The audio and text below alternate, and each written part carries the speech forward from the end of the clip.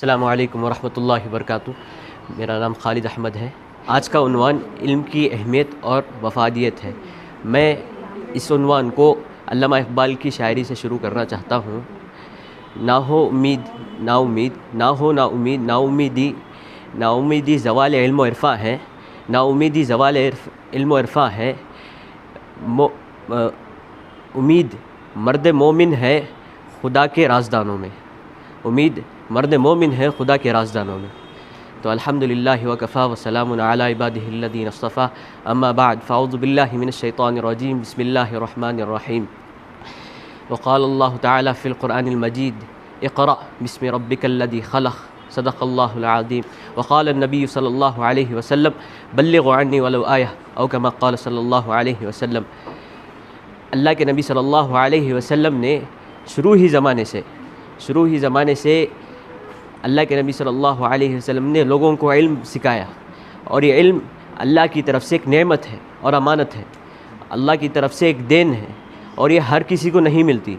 علم اللہ کے خزانوں میں سے خزانہ ہے جو اللہ تعالیٰ نے نبیوں کو اکثر و کثیر تعداد میں دیا تھا، اور اللہ کے نبی صلی اللہ علیہ وسلم کو اس میں سے کثیر تعداد میں دیا تھا۔ اللہ کے نبی صلی اللہ علیہ وسلم کے کوئی استاد نہیں تھے، اللہ نے براہ راست اللہ نے ان کو علم سکھایا، اور اللہ کے نبی صلی اللہ علیہ وسلم چونکہ آخری نبی ہیں، اس کے بعد کوئی نبی نہیں آنے والا، تو اللہ تعالیٰ نے اس امت کو یہ ذمہ داری دی ہے کہ اس امت کا ہر فرد ذمہ دار ہے کہ اللہ تعالیٰ قرآن میں فرماتے ہیں کہ اس امت کی یہ صفت ہے، کنتم خیر امۃ اخرجت للناس تأمرون بالمعروف وتنہون عن المنکر وتؤمنون باللہ، کہ تم بہترین امت ہو کہ اس لیے کہ تم لوگ نفع رسانی کے لیے نکالے گئے ہو، کہ تم لوگ بھلائی کا حکم کرتے ہو اور برائی سے روکتے ہو، اور اچھی بات کا حکم کرتے ہو، برائی سے روکتے ہو، اور اللہ پر ایمان رکھتے ہو۔ یہ امت کی صفات بیان کی گئی، اور اللہ کے نبی صلی اللہ علیہ وسلم حضرت امام مالک رحمۃ اللہ علیہ فرماتے ہیں کہ حجۃ الوداع کے موقع پر جب کل ملا کر 1,24,000 یا 1,00,000 صحابہ موجود تھے، تو وہاں پر اللہ کے نبی صلی اللہ علیہ وسلم نے فرمایا کہ میں نے تم تک ایسے اللہ کے نبی صلی اللہ علیہ وسلم نے اس آسمان کی طرف اشارہ کیا اور کہا کہ گواہی دو کہ کیا میں نے تم تک پورا دین نہیں پہنچایا، کہ کیا میں نے تم تک اللہ کے حکم کو ویسا عمل کر کے نہیں بتایا؟ تو سارے صحابہ ایسے 3 بار بتایا، تو پھر سارے صحابہ ایک ہی آواز میں بولے کہ جی اللہ کے نبی صلی اللہ علیہ وسلم آپ نے بتایا بھی اور کر کے بتایا اور عمل کر کے بھی بتایا۔ تو اللہ کے نبی صلی اللہ علیہ وسلم نے فرمایا کہ بلغوا عنی ولو آیہ، اب تمہارے پاس اگر ایک آیت بھی ہو وہ دوسروں تک پہنچاؤ۔ تو اس کے بعد امام مالک رحمۃ اللہ علیہ اور کئی دیگر علماء حضرات فرماتے ہیں، لکھتے ہیں کتابوں کے اندر کہ علماء جو صحابہ موجود تھے وہاں پر 1,24,000 1,00,000 صحابہ موجود تھے، ایسا پھیل گئے کہ حجاز جو عرب کا علاقہ ہے اس کے اندر کم و بیش 10,000 سے 15,000 خبریں ملتی ہیں، اور اس سارے صحابہ کی خبریں دنیا کے کناروں تک پہنچ گئی، اور یہ ہے علم۔ اور لوگ کہتے ہیں کہ اسلام پیشمندہ ہے، یعنی بیکورڈ تھنکنگ کا ہے۔ یہ تو بہت غلط سوچ ہے، کیونکہ اگر آپ دیکھیں اسلام کا سنہرا وقت جو گولڈن ایج کہا جاتا ہے، اسی وقت پر تاریخی وقت یورپ میں چل رہا تھا، کہ سنہرا وقت جسے کہتے ہیں وہ اسلام کا، جس وقت پر جو یورپ کے سائنسدان بڑے بڑے آج بھی یہودی نصارہ سب یہ بات کو مانتے ہیں کہ 1,001 سائنسدان جو مسلمانوں کے ہیں ان کا نام آج بھی ان کی کتابوں میں لیا جاتا ہے، ان کی کتابوں میں پڑھایا جاتا ہے۔ وہ لوگ اسی وقت میں پیدا ہوئے تھے، اسی وقت میں موجود تھے جس وقت میں محدثین حضرات، مفسرین حضرات اور فقہاء مجتہدین اور صحابہ رضی اللہ عنہ کا دور تھا، اور اللہ کے نبی صلی اللہ علیہ وسلم کے بعد کا دور تھا۔ یہ زوال وہاں پر تھا جب انہوں نے جو اسباب اور اصول اللہ کے نبی صلی اللہ علیہ وسلم کے جو یورپ والوں نے اختیار نہ کیے تھے، آج یورپ والے اللہ کے نبی صلی اللہ علیہ وسلم کے اسباب اور اصول یہ سارے کے سارے اختیار کر کے وہ ترقی کے معیار چڑھتے جا رہے ہیں، اور ہم تنزلی کے زوال کے نتیجے پر آتے چلے آ رہے ہیں۔ یہ بات بہت شرمندگی سے کہنا پڑ رہا ہے کہ ہم دین کو بہت سمجھتے ہیں، دین کو یہ سمجھتے ہیں کہ یہ دنیا سے روکتی ہے۔ نہیں، اللہ کے نبی صلی اللہ علیہ وسلم نے فرمایا کہ اگر تمہیں علم حاصل کرنا ہو تو چین کو بھی جا کر حاصل کرو.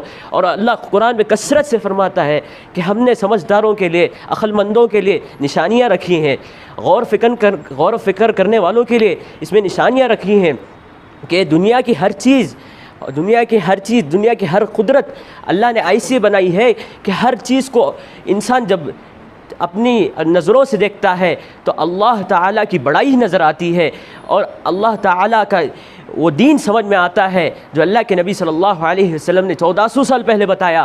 بتاؤ کوئی ایسا دین ہو سکتا ہے کہ جس کے پاس کوئی نہ استاد ہو، دنیاوی استاد ہو، مگر اس کے پاس ایسا علم ہو کہ آج کے 1000-2000 سال، کئی ہزار سال بھی گزر گئے، مگر اس کا علم کے بارے میں تحقیق ہوتی جائے، اس کے بارے میں ثابت کرتے جائیں اور کہتے جائیں کہ یہ تو 1400 سال پہلے آئے تھے، نہ تو پڑھنا جانتے تھے نہ تو لکھنا جانتے تھے، مگر اللہ تعالیٰ نے ان کو براہ راست علم سکھایا تھا. یہی علم ہے جو حضرت ابو بکر صدیق رضی اللہ عنہ نے سکھا، حضرت عمر رضی اللہ عنہ نے سکھا، حضرت عثمان رضی اللہ عنہ نے سکھا، حضرت علی رضی اللہ عنہ نے سکھا. یہی علم ہے کہ بڑے بڑے فقہاء، مجتہدین، مجددین اور بہت بڑے بڑے سائنسدانوں نے سکھا. کہ یہی علم ہے کہ اللہ نے یہی علم کو بار بار قرآن میں سب سے پہلی آیت شروع کی، اقرا، پڑھو. سب سے پہلی اللہ کے نبی صلی اللہ علیہ وسلم فرمانے لگے ما انا بقارئ، میں تو پڑھنا نہیں جانتا. اللہ کے پھر جبریل علیہ السلام فرمانے لگے پڑھو ما انا بقارئ. پھر فرمایا، پھر جب اللہ کے نبی صلی اللہ علیہ وسلم کو سینے سے لپٹا تو اللہ کا نور جو اللہ کی طرف سے تھا وہ ان کے سینے میں اترا. تو اللہ کے نبی صلی اللہ علیہ وسلم نے وہ بات کو دہرایا. یہ علم ایک اللہ کا نور ہے، اللہ کی دین ہے، اور یہ معمولی چیز نہیں. اس سے اللہ کی پہچان کی جا سکتی ہے، اور یہ علم کے ذریعے سے دنیا میں اللہ انسان کو حرام سے بھی بچاتے ہیں اور حلال روزی بھی دیتے ہیں، اس کو اس کی اچھی تجارت بھی دیتے ہیں، اس کو اس کا نفع بھی دیتے ہیں، اس کو ایسی ترقی اور عزت دیتے ہیں کہ کبھی اس نے نہ سوچا ہوگا، نہ سمجھا ہوگا، نہ تصور میں ہوگا. اگر یہ بات غلط ہے تو میری یہ بات کو غلط ثابت کر کے دکھائیے. جو بھی یہ کہتے ہیں کہ اسلام پر چلنے سے دنیا میں ناکامی اور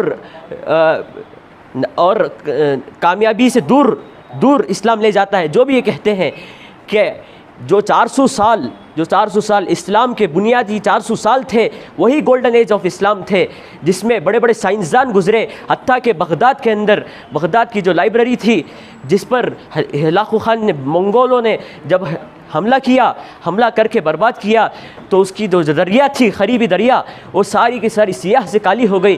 بغداد اس وقت پر علم کے سٹی سینٹر، یعنی پوری دنیا کا ایک بڑا شہر تھا، جہاں پر علمی شہر تھا، جہاں پر ساری دنیا کے سائنسدان، ریاضدان اور سارے دانشور آیا کرتے تھے اور ان علم و حکمت کی باتیں لکھا کرتے تھے. حتیٰ کہ کتابوں میں لکھا ہے کہ وہ ساری کتابیں عربی میں لکھی جاتی تھیں تاکہ سارے جو بھی وہاں پر وہ زمانے میں عربی معمولی جیسے انٹرنیشنل زبان ہے آج انگلش، ایسے ہی عربی ایک معمولی سی زبان ہو گئی تھی، یعنی عام زبان ہو گئی تھی. تو ہر زبان سے لے کر عربی میں لکھا جاتا تھا. یہ ہے علم کی اہمیت. اللہ کے نبی صلی اللہ علیہ وسلم نے یہی علم سکھایا. حضرت ابو موسیٰ اشعری رضی اللہ عنہ کے بارے میں آتا ہے کہ ان کی قوم اشعری قوم تھی، وہ علم و حکمت والے تھے. تو اللہ کے نبی صلی اللہ علیہ وسلم نے ایک بار فرمایا بعضی قوموں کو علم نہیں سکھاتی، ہنر نہیں سکھاتی، اور ان کو صلاحیتیں نہیں سکھاتی، ان کو سمجھدار نہیں بناتی. میں ایسے 3 مرتبہ فرمایا میں ان کو دنیا میں ہی سزا دوں گا، ایسے 3 مرتبہ فرمایا. تو یہ بات چرچا ہونے کے بعد ایسے پتہ چلا کہ یہ اشعری قوم کے بارے میں کہہ رہا ہے اللہ کے نبی صلی اللہ علیہ وسلم. تو یہ بات ان تک پہنچی. تو ابو موسیٰ اشعری رضی اللہ عنہ اللہ کے نبی صلی اللہ علیہ وسلم تک پہنچے. اے اللہ کے نبی صلی اللہ علیہ وسلم کہ آپ نے یہ فرمایا. تو اللہ کے نبی صلی اللہ علیہ وسلم نے واپس دہرایا 3 مرتبہ فرمایا کہ بعضی قوموں کو علم نہیں سکھاتی، سمجھدار نہیں بناتی، ہنر نہیں سکھاتی. جزاک اللہ خیرا احسن الجزاء. السلام علیکم رحمۃ اللہ وبرکاتہ. میرا نام اطہر مبین ملا ہے. آج جو میں تقریر آپ کے سامنے پیش کرنے جا رہا ہوں اس کا مضمون ہے علم کی اہمیت اور اس کی افادیت. ہر مسلمان مرد عورت پر علم حاصل کرنا فرض ہے. جہاں حضور صلی اللہ علیہ وسلم کی ایک حدیث ہے اگر تمہیں علم سیکھنے کے لیے بیرونی ملک کا سفر طے کر وہاں جا کر بھی علم حاصل کرنا ہو تو حاصل کرو۔ اسلام نے کبھی یہ نہیں کہا کہ مرد کو علم حاصل کرنا ہے، عورتوں کو نہیں۔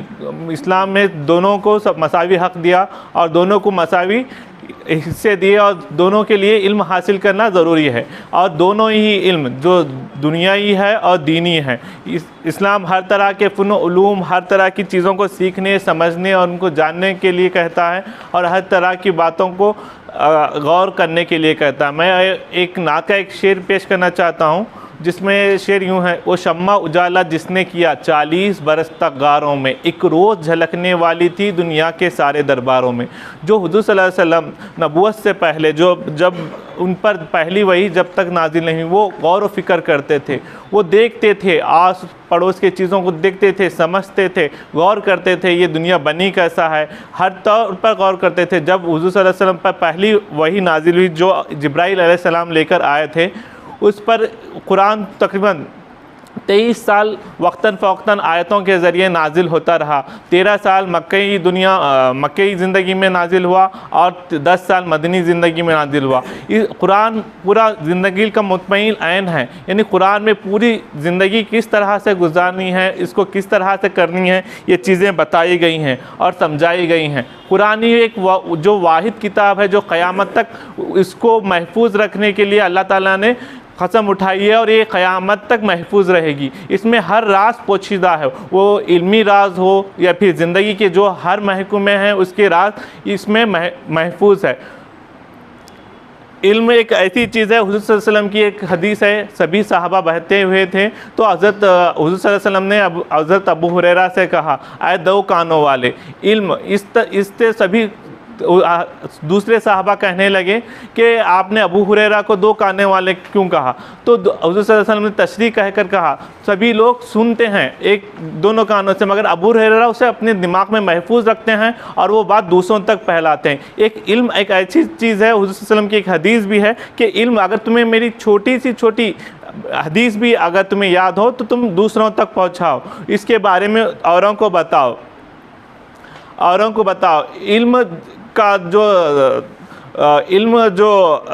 ترتیب پہنچتا ہے، علم ہم جب اس ابتدائی طور پر کہا جاتا ہے علم ماں کی گود سے خبر کی گود تک سیکھو۔ سب سے پہلے معلم جو ہوتے ہیں، ہم جو علم سیکھتے ہیں، ہم جب پیدا ہوتے ہیں نا، ہمیں بات کرنے آتا ہے، دیکھنے، جو مائی وہ ہستی ہوتی ہے جو ہمیں نکھار کر بات کرنے کا طریقہ سکھاتے ہیں۔ آپ غور کر سکتے ہیں کہ ہم جس معاشرے جن حالات میں تو رہتے ہیں، ہم وہی زبان سیکھتے ہیں۔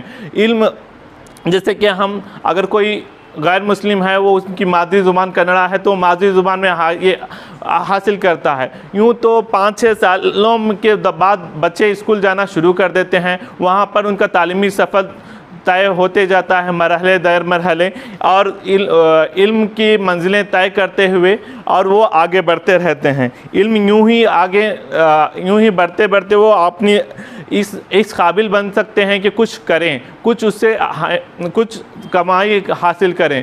علم دونوں ہی جہاں کے لیے یہ ہے کہا جاتا ہے کہ استاد روح کی پرورش کرتے ہیں، جو آخرت میں ہمیں اس سے فائدہ ہوتا ہے، بلکہ والدین جسم کی پرورش کرتے ہیں جو دنیا میں ختم ہو جاتا ہے، مگر جو استاد علم جو روح کو دیتے ہیں وہ ہمیں آخرت میں کام آتی ہیں۔ استاد اور والدین ہر وقت علم کے ذریعے یہ بات بتانے کی کوشش کرتے ہیں کہ صحیح کیا ہے، غلط کیا ہے، ہمیں کس طرح سے گزارنا ہے۔ اور مولانا آزاد نے اپنے حیات میں ایک کتاب لکھی تھی اور انہوں نے کہا کہ اسے 25 سال بعد کھولا جائے، اور کہا تقریباً جب 25 سال بعد کھولا گیا تو ان کے سیاسی نظریے اور علمی تطور کے طور پر آگے کیا ہونے والا تھا انہوں نے اس کو قلم بند کیا گیا تھا۔ وہ کئی طرح سے جانتے تھے۔ مولانا آزاد کا ایک قول ہے، اگر تمہاری زندگی کی کوئی آخری سانس ہے اور اس وقت بھی کوئی علم تمہیں سکھانا چاہتا ہے کہ بہتر ہے کہ خود تم سیکھو۔ علم ایک ایسی چیز ہے جو تلوار سے بھی زیادہ تیز ہے۔ علم کی مدد سے ہم اچھے برے کی تمیز، تہذیب، اٹھنے بیٹھنے کے سلیقے، ہر چیز کو جان سکتے ہیں۔ علم ایک ایسا ذریعہ ہے جس سے ہم اپنے خیالات کو یہ کر سکتے ہیں. اور علامہ اقبال جو ایک نیا فلسفہ پیش کرتے ہیں, جو اپنی شاعری میں فلسفے کو پیش کرتے ہیں, اس سے پہلے کے جو یہ تھے شعراء تھے وہ اپنے خیالات کو پیش کرتے تھے, مگر جب علامہ اقبال نے علم کو لے کر اور اپنے غور و فکر کا لے کر اور قرآن کئی آیتوں کو اپنی اشعار میں بتانے کی کوشش کی ہے اور بہت سارے ایسے چیزیں بتائیں جو عوام کے لیے بہت ہی مفید ہیں. ٹھیک ہے, اللہ حافظ. موجود ہے تمام کا میں کنت اردو اکیڈمی کی جانب سے شکر کرتا ہوں. اور ہمارے آج کی جو 3 حکام ہیں, محترمہ کنیز عائشہ صاحبہ, ڈاکٹر فریدہ رحمت اللہ صاحبہ اور ڈاکٹر سبیحہ جہاں صاحبہ کا میں کنت اردو اکیڈمی کی جانب سے سب تمام کا, اور انشاءاللہ عنقریب ان جو نتائج ہے اس کا اعلان اخبار میں بھی ہوگا, واٹس ایپ پہ بھی آئے گا. بس آج کی جو تقریب ہے یہیں پر اختتام پذیر ہوتی ہے. شکریہ.